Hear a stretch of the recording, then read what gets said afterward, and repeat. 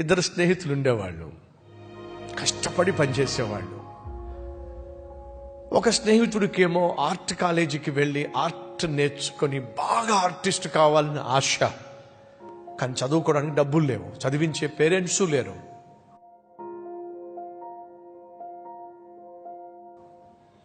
వీళ్ళిద్దరూ పేదవాళ్ళు, ఒక గదిలోనే కష్టపడి పనిచేసుకుంటూ ఉండేవాళ్ళు. ఒక స్నేహితుడు మరొక స్నేహితుడికి అండగా నిలబడేవాళ్ళు. ఈ రెండవ స్నేహితుడికి పెద్ద ఆర్టిస్ట్ కావాలి, ఆర్ట్ కాలేజీలో చదువుకోవాలి అని ఆశ ఉంది, కానీ చదివించేవాళ్ళు లేనప్పుడు మొదటి స్నేహితుడు అన్నాడట, ఎంత అవుతుంది నువ్వు చదువుకోవడానికి? చాలా ఖర్చు అవుతుంది. సరే, ఎంత అవుతుందో కనుక్కో. ఎందుకు మళ్ళీ కనుక్కున్న తర్వాత నేను చెల్లించలేను కాబట్టి మళ్ళీ నిరుత్సాహపడతా. వద్దులే, లేదురా, నువ్వు వెళ్ళి కనుక్కో అసలు ఎంత అవుతుందో నువ్వు చదువుకోవడానికి. వెళ్ళాడు, ఫీజులు కనుక్కున్నాడు, తిరిగి వచ్చాడు. మన వల్ల కాదులేరా. ఎందుకని? చాలా ఖర్చు అవుతుందంట. సరే గాని నువ్వు వెళ్ళి ఆ ఫీజుకు ఏర్పాట్లను చూసుకో. ఎందుకని? నేను కష్టపడతారా నీకోసం? నేను కష్టపడి నిన్ను చదివిస్తారా? ఒరే, మనకి తినడానికే కష్టంగా ఉన్నప్పుడు నువ్వు నన్ను చదివించటం ఏంట్రా? రెట్టింపు కష్టపడతాలేరా నీకోసం. నువ్వు చదువుకో వెళ్ళి. స్నేహితుడిగా ఉన్నప్పుడు ఆ మాత్రం కష్టపడలేనా? నా స్నేహితుడు చదువుకోవాలి, కష్టపడి పైకి రావాలని చెప్పి ఆశపడుతున్నప్పుడు కొంచెం కష్టపడి నేను చదివించడం కష్టం ఏమిట్రా? నువ్వు వెళ్ళి చదువుకో, నీకోసం నేను రెట్టింపు కష్టపడతా.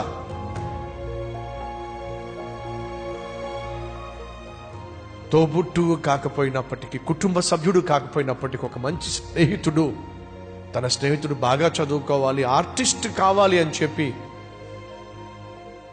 రెక్కలు ముక్కలు చేసుకొని అతడు కష్టపడి పనిచేసి తన స్నేహితుని యొక్క చదువు అంతటికి కావలసిన డబ్బంతటిని కూడా సమకూరిస్తే ఆ రెండు చేతులు కూడా కాయలు కట్టేసినాయండి.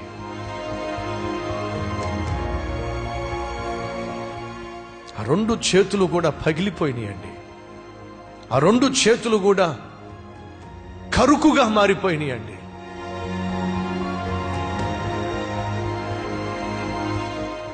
మళ్ళా సాయంత్రం అయ్యేసరికి ఆ స్నేహితుడు వచ్చి రెండు చేతులు జోడించి ప్రార్థన చేసేవాడటండి. ప్రభువా, నా స్నేహితుడు గొప్ప ఆర్టిస్ట్ కావాలని ఆశపడుతున్నాడయ్యా, వాడిని గొప్ప ఆర్టిస్ట్ చేయ్యా అని చెప్పి రెండు చేతులు జోడించి ప్రార్థన చేసేవాడట.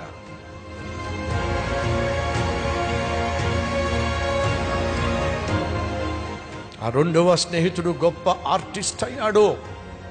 ప్రపంచంలో ఒకానొక గొప్ప చిత్రకారుడయ్యాడు. ఆ చిత్రకారుడైనటువంటి ఆ ఆర్టిస్ట్ తన రుణం తీర్చుకునే ప్రక్రియలో ఏం చేశాడో తెలుసా? తన కోసం తన జీవితాన్నే పన్నంగా పెట్టి కష్టపడి తనను చదివించిన ఆ స్నేహితుడు ప్రార్థన చేస్తున్న ఆ రెండు హస్తాలను, చేతులను తాను తన చేత్తో పెయింట్ వేశాడండి. ఆ పెయింటే, తాను వేసింది పెయింట్, కానీ మనం చూసే ఆ రెండు హస్తాలు అద్భుతంగా ఉంటాయి, పూర్తిగా నలిగిపోయి ఉంటాయి. ప్రార్థనా హస్తాలు మీరు ఎప్పుడు ఎక్కడ చూసినా ఆ హస్తాలే కనిపిస్తాయి. ఆ హస్తాలు ఎవరో తెలుసా అండి? తనను చదివించిన తన స్నేహితుని హస్తాలు. ప్రపంచం అంతా తెలుసుకోవాలి అని చెప్పి ఆర్టిస్టు మొదటిగా వేసిన ఆర్టే ప్రార్థించే హస్తాలు.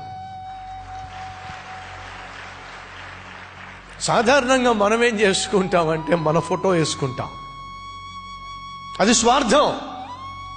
కానీ ఆ చిత్రకారుడు ఆశించింది ఏంటో తెలుసా? నేను కాదు ప్రజలకు తెలియాల్సింది, నన్ను ఈ స్థాయికి తీసుకొచ్చిన నా స్నేహితుడు ప్రజలకు తెలియాలి అని చెప్పి ప్రార్థించే హస్తాలను చిత్రీకరించాడు. అది ప్రపంచం అంతా కూడా ఆ హస్తాలు ఈరోజు కనిపిస్తూనే ఉన్నాయి. నిజమైన స్నేహితుడు ఎవరో తెలుసా?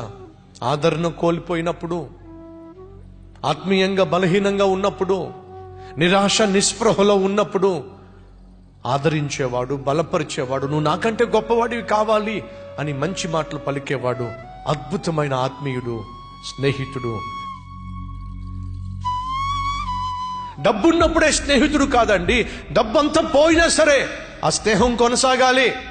ఆరోగ్యం ఉన్నప్పుడు స్నేహం కాదండి, ఆరోగ్యం పోయినప్పటికీ ఆ స్నేహం కొనసాగాలి.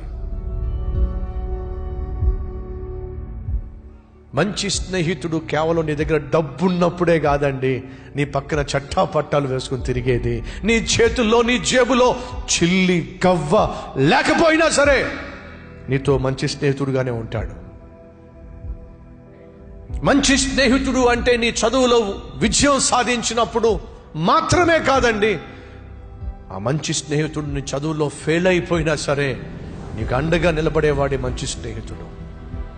ఇంటర్వ్యూకి వెళ్ళి ఇంటర్వ్యూలో విజయం సాధించి మంచి ఉద్యోగం సంపాదిస్తే పార్టీ ఇచ్చేవాడు కాదండి, ఉద్యోగానికి వెళ్ళి ఇంటర్వ్యూలో ఫెయిల్ అయిపోయినా నీకు పక్కనే ఉండే తినడానికి తిండి లేక అల్లాడిపోతున్న సమయంలో తాను కలిగి ఉన్న దాంట్లో నీకు పెట్టేవాడేనండి మంచి స్నేహితుడు అంటే. స్నేహితుడు అంటే స్నేహితుడు అంటే స్నేహితుడు అంటే